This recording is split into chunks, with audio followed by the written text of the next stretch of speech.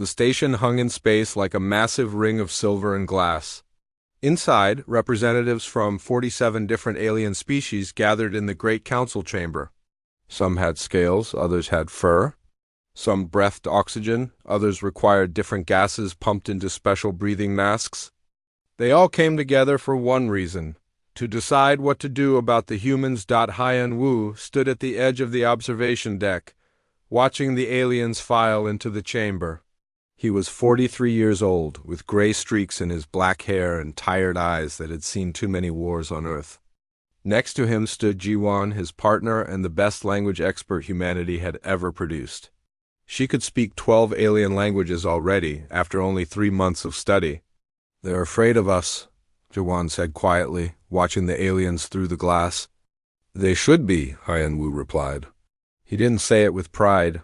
He said it like a man stating a simple fact. Their ship, the Horizon's Edge, floated nearby. Captain Day commanded it, a stern woman of 51 who had served in Earth's last major war. She didn't trust the aliens, none of the crew did, really. But they had come anyway, hoping for peace. Yuna, the youngest member of their team at 29, worked at the communications station. Her screens showed data streaming in from the alien station. Some of it was welcoming. Most of it was not. The council chamber filled with noise as the aliens took their seats. At the center sat Tavera, the council leader. She looked like a giant praying mantis with 4 arms and eyes that could see in spectrums humans couldn't imagine. Her species had ruled the council for 3,000 years. "We begin," Tavera announced, her voice translated into hundreds of languages simultaneously. "The matter before us, humanity. What shall we do with them?" An alien that looked like a floating jellyfish spoke first. "They are violent. Our probes recorded their history. They fight wars constantly. They built weapons that can destroy their own planet. They eat other living creatures," added a species that resembled a large insect. "They consume meat. They are predators." Hanwu clenched his fists but said nothing. They hadn't been invited to speak yet. Another alien, this one covered in blue feathers, projected images into the air. Humans fighting in World War II, the atomic bombs dropping on Japan. Wars in the Middle East. Climate change destroying Earth's ecosystems. It was humanity's worst moments, displayed for all to see. "They cannot even agree among themselves," the blue-feathered alien said. "They have over 200 separate nations. They speak thousands of languages. They fight over invisible lines on maps." Laughter rippled through the chamber. Not cruel laughter, but the kind of laughter adults make when watching children do something foolish. Then an old voice spoke, and the laughter stopped. "I would not laugh so quickly." Everyone turned to look at Krill. He was ancient, even by alien standards. His species, made of living crystal, could live for thousands of years. Krill himself had seen 40,000 sunrises. His body glowed with a soft purple light, and when he moved, he made a sound like wind chimes. "The elders spoke of such a world," Krill continued. His voice was slow and careful. "Long ago, before even my time, there were stories. Stories of a planet in the outer spiral of the galaxy, a death world, they called it. A place so dangerous that only the strongest creatures could survive." The chamber grew quiet. "On this world," the story said, "even the plants could kill you. The animals were apex predators, the most dangerous hunters in all of nature. And one day, one of these predator species became intelligent. They learned to think, to build, to create. But they never forgot how to hunt. They never forgot their fury." Tavera shifted in her seat. "Those are old myths, Krill, children's tales to scare the young." "Perhaps," Krill said. "But look at their world, Earth, they call it. 70%. Water, much of it filled with creatures that eat each other. On land, predators hunt prey daily. Natural disasters kill thousands, diseases spread without mercy, and yet humans thrived. They didn't just survive this world, they conquered it." A reptilian alien named Score spoke up. His species, the Draviks, knew war well. They had fought in the last great galactic conflict 500 years ago. "The Crystal Elder speaks wisdom. I have studied the human military data. They have refined warfare to an art, Every human nation maintains an army. They have strategies, tactics, weapons we cannot imagine. They built nuclear bombs while still using primitive computers. Exactly, Tavera said. They are too dangerous to themselves. They will destroy their own world before they threaten ours. I propose we quarantine their system. Let them solve their own problems. If they survive another 1,000 years, we can revisit this question. Many aliens nodded in agreement. We should at least meet with them, Krill said. They sent ambassadors. The least we can do is speak with them face to face. Tavera considered this. Very well, we will allow their ship to dock. We will deliver our decision in person, then they will leave. The vote was called. 39 species voted to quarantine humanity. Only 8 voted to accept them into the galactic community. The Draviks were among those 8. Hyan Wu received the message in his quarters. They could dock, but only to receive the Council's rejection. Then they would have to return to Earth and tell humanity they were alone in the galaxy. He found Jiwan in the observation room, staring at the alien station. They said no, he told her. She nodded. She had expected this. Captain Day joined them. Orders, Ambassador? We dock. We listen to their decision, we remain polite, then we go home. And then? Day asked. Hyan Wu stared at the stars. Then humanity continues alone. Like we always have. But as their ship moved toward the docking port, Yuna's voice crackled over the intercom, urgent and afraid. Captain! Ambassador! We have a problem. Long-range sensors are detecting something. A lot of somethings. Ships. Thousands of them. They just appeared from nowhere, and they're heading straight for the station.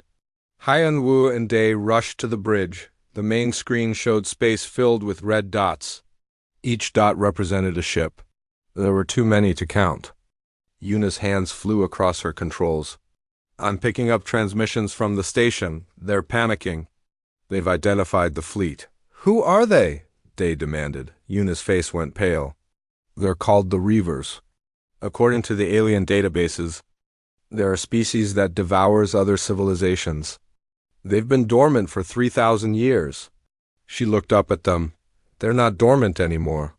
On the alien station, alarms began to wail. Ships started to undock in a panic. Thousands of aliens ran for the evacuation shuttles, and the Reavers kept coming, a dark tide of death sweeping across the stars. Hyan Wu watched the chaos unfold and made a decision. He opened a communication channel to the council chamber. This is Ambassador Hyan Wu of Earth. We see your situation. Humanity offers its assistance. There was a long silence. Then Tavera's voice came back, cold and bitter. You want to help? You, who we just rejected? Why would you do that? Hyan Wu looked at his crew. At Jiwan, who studied alien cultures because she believed in unity. At Day, who had lost her family to war but still believed in protecting others. At Yuna, who was barely older than a child but worked tirelessly to bridge the gap between species. Because it's the right thing to do, he said simply. Another voice joined the channel. Krill's ancient crystal tones. I told you, Tavera. The elder spoke of Earth's fury. Perhaps it is time we stopped laughing and started listening. The Reaver ships looked like they were grown, not built. They were dark and twisted, covered in what looked like bone and flesh. Each ship pulsed with a sickly green light like a heartbeat. There were thousands of them, filling the space around the station like a swarm of insects. Captain Day stood on the bridge of the horizon's edge, watching the alien station descend into chaos. Ships of all sizes were trying to leave the docking ports at the same time. Some crashed into each other. Others simply fled without waiting for their passengers. They're terrified, Yuna said, monitoring the alien communications.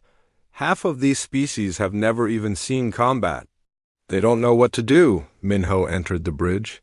He was 36, with sharp eyes and a mind that could analyze any battlefield in seconds. He had been Earth's top military strategist before joining the diplomatic mission. Now he wished he had brought more than just the 3 escort ships that had accompanied them. Report, Day ordered. Minho pulled up a holographic display. The Reavers are moving in a coordinated pattern. They're not just attacking randomly. They're surrounding the station, cutting off escape routes, professional tactics. How long until they're in weapons range? 15 minutes, maybe less. Haiyan Wu burst onto the bridge with Jiwan close behind. The council is still arguing. Half of them want to surrender. The other half want to run. None of them want to fight. Can they fight? Day asked. Only one species here has a real military, Minho said. The Draviks. They're mobilizing their fleet now. He pointed to a cluster of blue dots on the screen. 30 ships? Good weapons? Experienced crews? 30 ships against thousands? Jiwan's voice was quiet.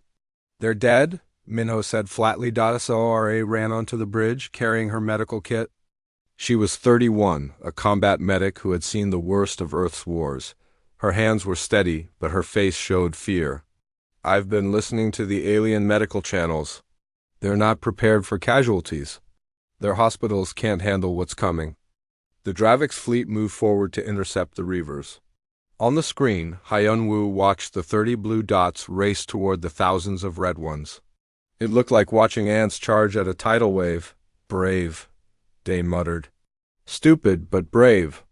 The battle lasted 4 minutes. The Dravik ships fired first, their weapons cutting bright lines across space. They destroyed dozens of Reaver vessels. But for every ship they destroyed, 10 more took its place. The Reavers swarmed over the Dravik's fleet like piranhas. When it was over, all 30 Dravik ships were gone. Debris floated where they had been. The bridge of the horizon's edge was silent. Send a message to Earth, Haiyan Wu said quietly. Tell them what's happening here. Tell them we need help.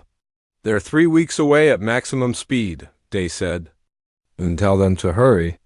Yuna's fingers flew across her console. Sending now?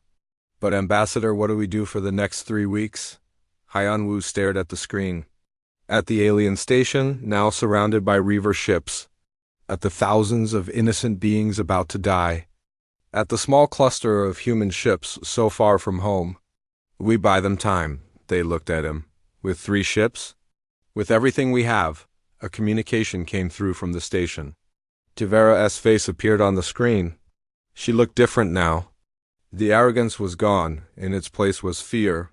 Ambassador Haiyan Wu, the Dravik's fleet is destroyed. We have no other military forces. The Reavers will breach the station in minutes. We accept your offer of help. Krill's crystalline face appeared next to Tavera's. The old text spoke of this moment.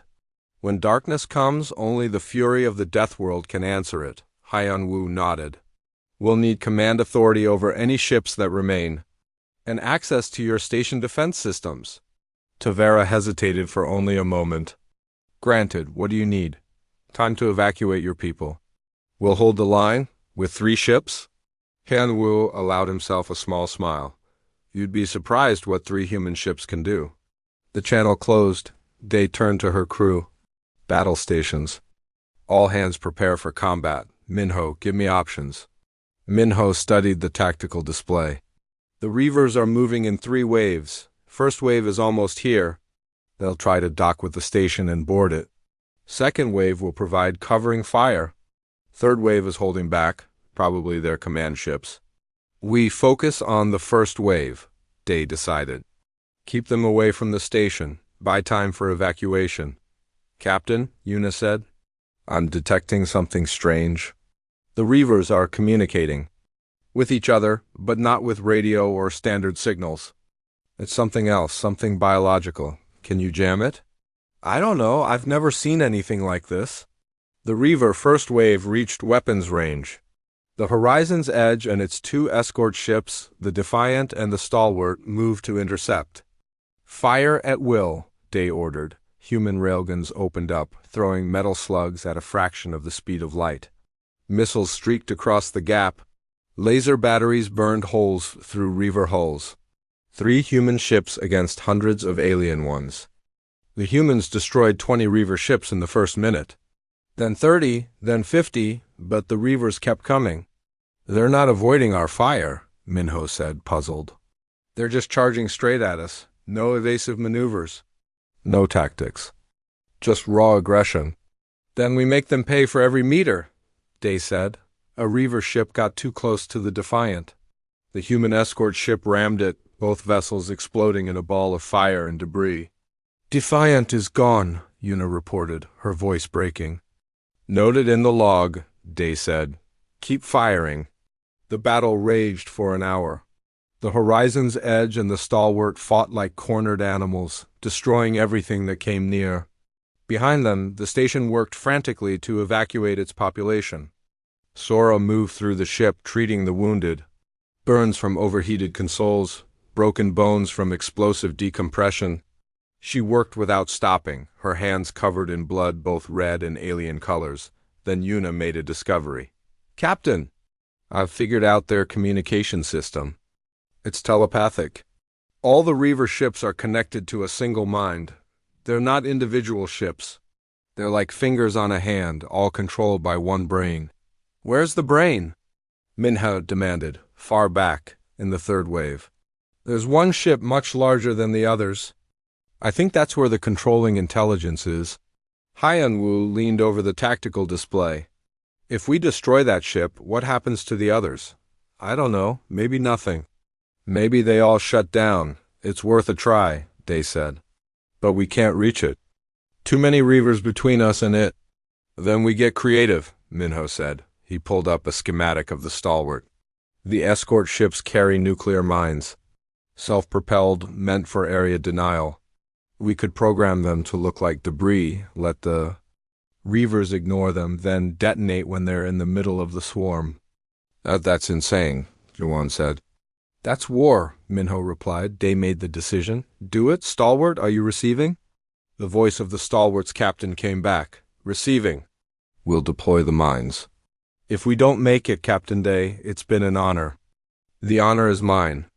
The Stalwart broke away from the defensive line and dove into the Reaver swarm. It fired its mines in all directions, each one disguised as floating wreckage. Then the ship turned and tried to escape. It almost made it. A Reaver beam cut through the Stalwart's engine section. The ship spun out of control, crashing into the station's outer ring. There was no explosion, just silence. Stalwart is down, Una whispered.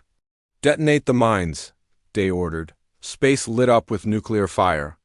Hundreds of Reaver ships vanished in the blasts. The swarm faltered, confused by the sudden loss of so many vessels. It worked, Minho said. The path to the command ship is clear. For about 30 seconds, Day said. Then they'll close ranks again, Hyanwu stood. Then we go now. Captain, take us in. Full speed, Ambassador, this is a suicide run, I know. The Horizon's Edge turned and accelerated toward the Reaver command ship. Enemy fire tore at its shields. Hull plates burned away. But the ship kept going, kept flying toward that one target.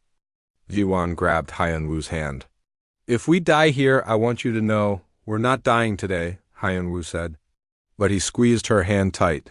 They closed to weapons range of the command ship. It was massive, 10 times larger than any other Reaver vessel. Its surface writhed with organic tissue. All weapons, target that ship, Day ordered. Everything we have, fire. The Horizon's Edge unleashed everything. Railguns, missiles, lasers, torpedoes. The command ship's shields flared and died, human. Weapons tore into its hull, ripping through flesh and bone. And from inside the ship, a sound came. Not through radio, but directly into their minds.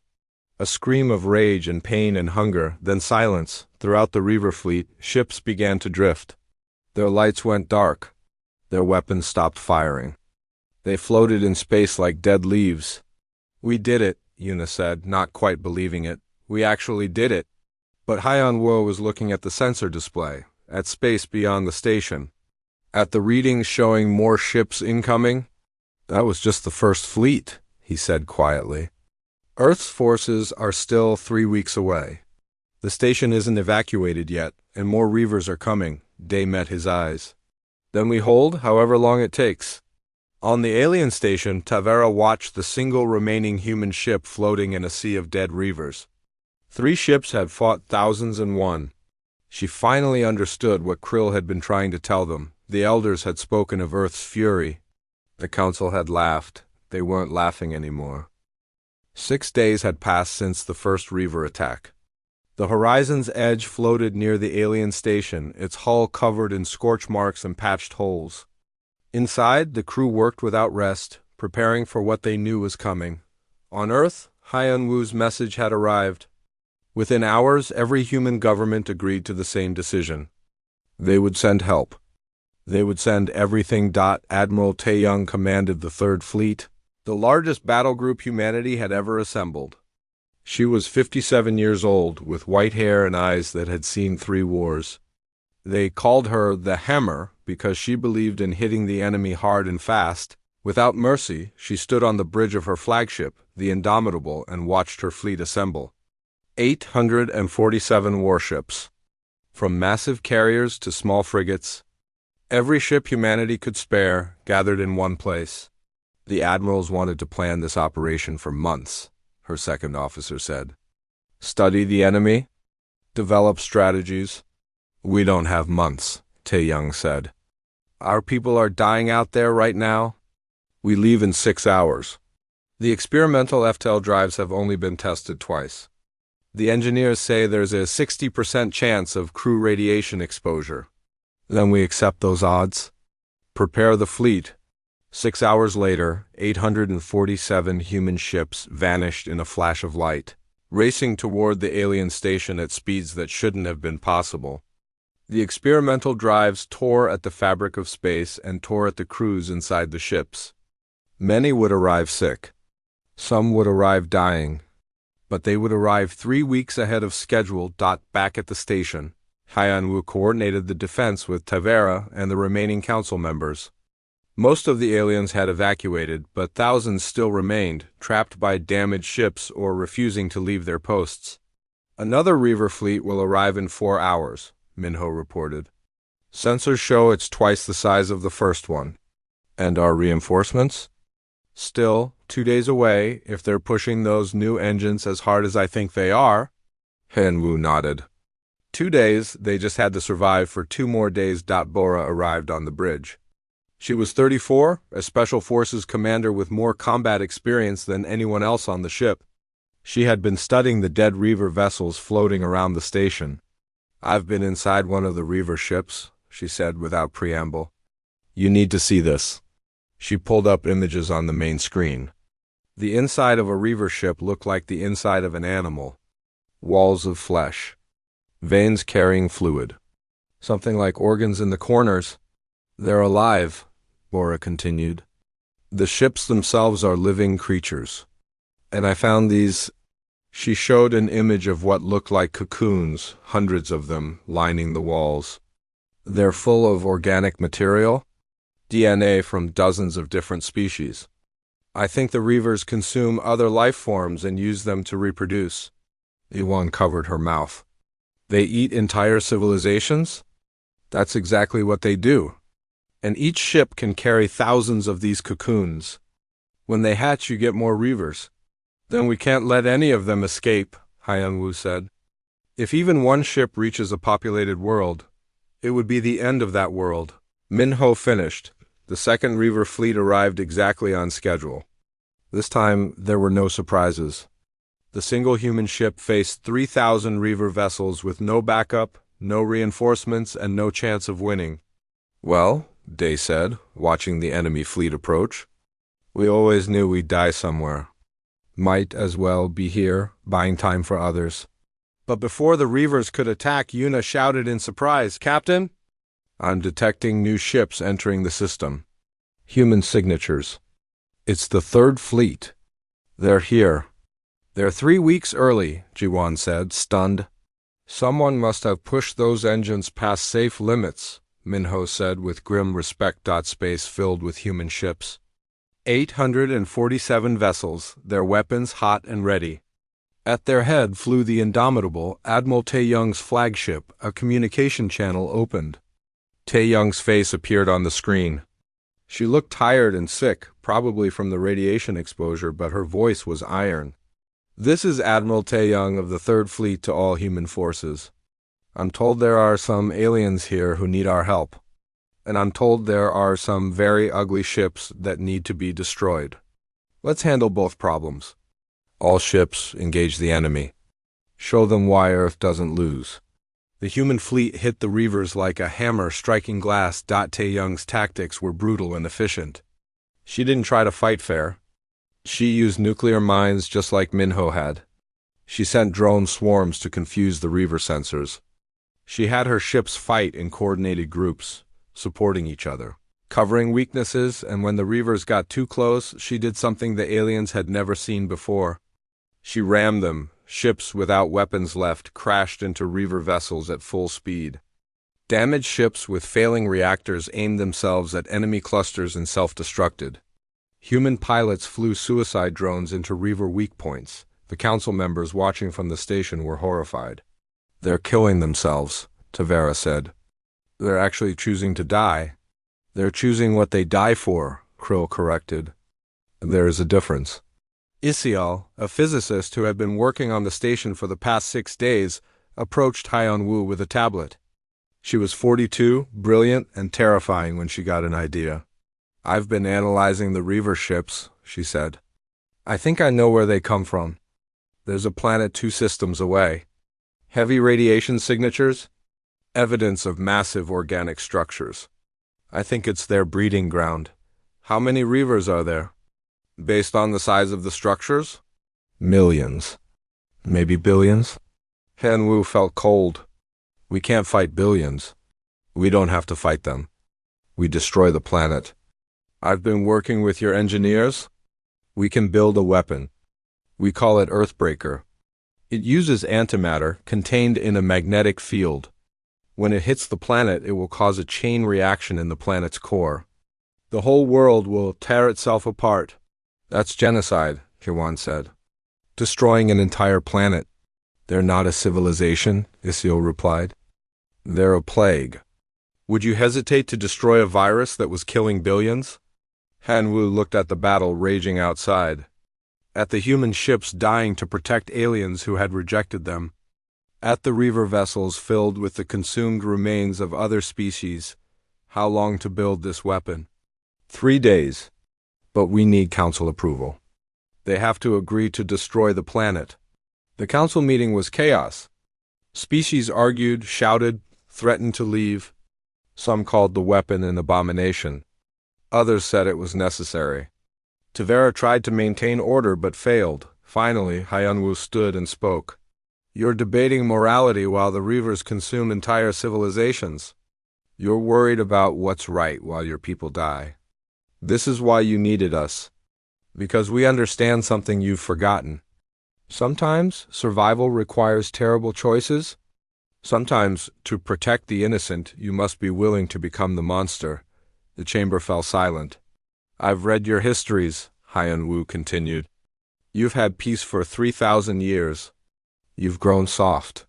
You've forgotten that the galaxy is dangerous, that evil exists, that sometimes the only way to stop it is with force.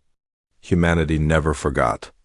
We've been fighting and dying since we learned to stand upright. We know the cost of survival, and we're willing to pay it. The question is, are you?" Tavera looked at Krill, the ancient crystal being glowed softly. "The elders spoke of this moment," Krill said. "They warned that peace makes you weak, that forgetting violence means you cannot defend against it. The humans remember what we forgot." He turned to Tavera. "I vote to approve the weapon." One by one, the other species voted. It was not unanimous. Many voted against it, but enough voted yes. The Earthbreaker was approved. Over the next 3 days, human engineers built the weapon while the Third Fleet held the line. More Reaver fleets arrived. The battles grew fiercer. Human casualties climbed into the hundreds of thousands. RA worked in the medical bays without sleep, treating the wounded. Soldiers with burns covering 90% of their bodies. Pilots pulled from crushed cockpits. She saved everyone she could and mourned everyone she couldn't. Bora led a strike team into another Reaver ship, gathering intelligence. They found more cocoons, more evidence of consumed species. And they found something else. "The Reavers were once intelligent," Bora reported. "I found what looks like writing inside the ship, symbols carved into the organic walls. I think they were once like us. Then something changed them, made them into what they are now. Can they be changed back?" Jiwon asked. "I don't know," but I don't think so. Whatever made them into monsters is permanent. On the third day, the Earthbreaker was ready. It was loaded onto a fast attack ship piloted by volunteers. They would fly it to the Reaver homeworld, deploy it, and try to escape before the planet exploded. Admiral Tae-young watched the attack ship leave. "They're not coming back," her second officer said. "I know, but they're going anyway. That's what humans do." At the same time, Bora assembled another strike team. They had located the new Reaver command ship, hidden behind the main fleet. She planned to board it, reach its core, and destroy it from the inside. "This is a suicide mission," one of her team members said. "Every mission is a suicide mission," Bora replied. "We just try our best to survive anyway."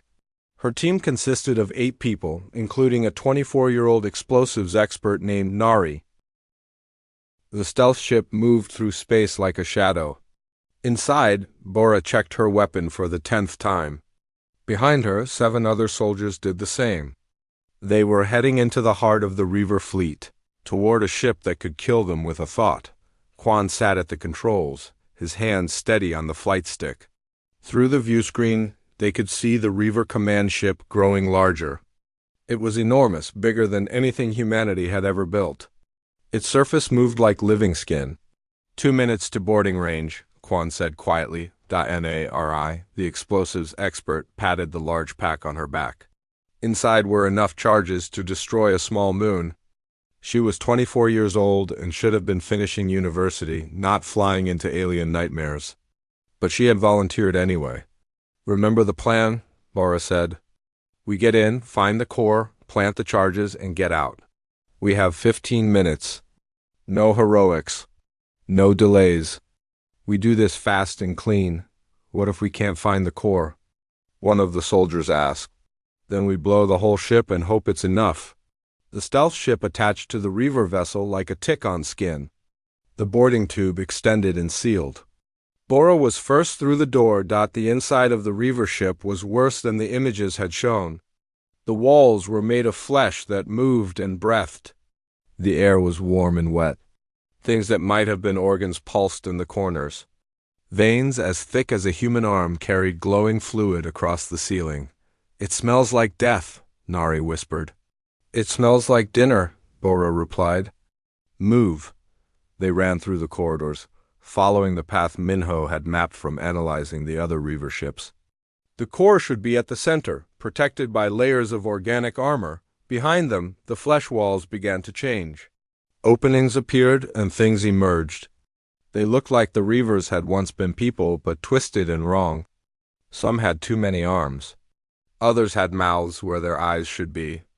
They screamed as they charged. The human soldiers fired. Their bullets tore through alien flesh. But for every creature they killed, 2 more appeared. "Keep moving," Bora shouted. "Don't stop." They fought their way deeper into the ship. 2 soldiers fell, dragged away by creatures that used to be intelligent beings. Bora didn't let herself think about it. There would be time for grief later. If there was a later, Nari ran next to her, clutching her pack of explosives. How much further? Almost there. They burst into a massive chamber. At its center was something that looked like a brain, but the size of a house. It pulsed with sick green light. Tendrils extended from it in all directions, connecting to the ship's walls, floor, and ceiling. "That's it," Bora said. "That's the core. Plant the charges." Nari dropped her pack and began working. Her hands moved with practiced precision, setting timers, connecting wires, placing each explosive in exactly the right spot. Then a voice spoke inside their heads. Not words, but feelings, hunger, rage, and underneath it all, pain. The massive brain pulsed brighter. Images flooded into the soldiers' minds. A civilization, long ago. A peaceful species that had loved art and music. Then a weapon. A biological weapon meant to make them stronger. But it had gone wrong. Changed them. Made them hungry. Made them unable to stop eating, consuming, destroying. "It's showing us its history," one soldier said, tears running down his face. "It's showing us what happened to them." Nari's hands shook for the first time. They were victims. Someone did this to them. They're still killing billions, Bora said. Keep working. The voice in their heads grew stronger. It wasn't speaking. It was begging. Begging them to end it. To stop the hunger. To give the Reavers the death they had wanted for 3,000 years. We were once like you, the feeling said. We forgot mercy. We became hunger. End us, please, end us. Nari placed the last charge. Charge is set. 5-minute timer. Start it, Bora ordered. Wait, Nari said. She looked at the massive brain, at the thing that had once been a civilization. I want to say something. She spoke out loud, though she knew the Reaver could hear her thoughts. I'm sorry this happened to you. I'm sorry we have to do this. But I promise we'll remember you. Not as monsters, as victims. The Reaver mind sent back a feeling of gratitude. Then the timer started. Run! Bora shouted. They raced back through the corridors. The ship knew what was happening. The walls tried to close. Creatures threw themselves in the humans' path. But nothing could stop them now. They fought with the fury of people who knew they were dead anyway. Quan had kept the stealth ship ready. He saw them coming, covered in blood and alien fluids, running for their lives. Get in! Get in, he shouted. They piled through the airlock. The last soldier was halfway through when a Reaver creature grabbed his leg. He screamed as it pulled him back. Bora grabbed his hand. For a moment, they were locked in a terrible tug of war, human and monster pulling in opposite directions. Let me go, the soldier shouted. Save yourselves. Shut up. Bora snarled and pulled harder. Nari shot the creature. It released its grip. The soldier tumbled into the airlock. Seal the door. Go, go, go. Quan didn't wait. The stealth ship detached and accelerated away at maximum speed. Behind them, the Reaver command ship grew smaller, then it exploded. The detonation was beautiful and terrible. Green fire spread across the ship's surface. The massive vessel broke apart like an egg cracking. Pieces of organic matter scattered into space throughout the Reaver fleet. Ships began to falter. Without the command mind to guide them, they were just animals. Dangerous, but no longer coordinated. We did it, Quan said, not quite believing it. We're not done yet, Bora replied. We still need to get back to the fleet. The journey back was a nightmare. Confused Reavers attacked anything that moved. The stealth ship took hit after hit. Quan flew like a man possessed, dodging through debris fields and weapons fire. They made it back to the human fleet with their engines on fire, and half their systems dead. The moment they docked with the indomitable medical teams rushed aboard. Admiral Taeyong met Bora in the hangar bay. The admiral looked tired. They all looked tired now. The command ship? Destroyed, Bora reported. The Reaver fleet is breaking apart. Good, because we've got news from the other mission. On the view screen in the operations center, they watched the feed from the Earthbreaker mission. The weapon had reached the Reaver homeworld without incident. The pilots deployed it and tried to escape. Isiel had built the weapon well.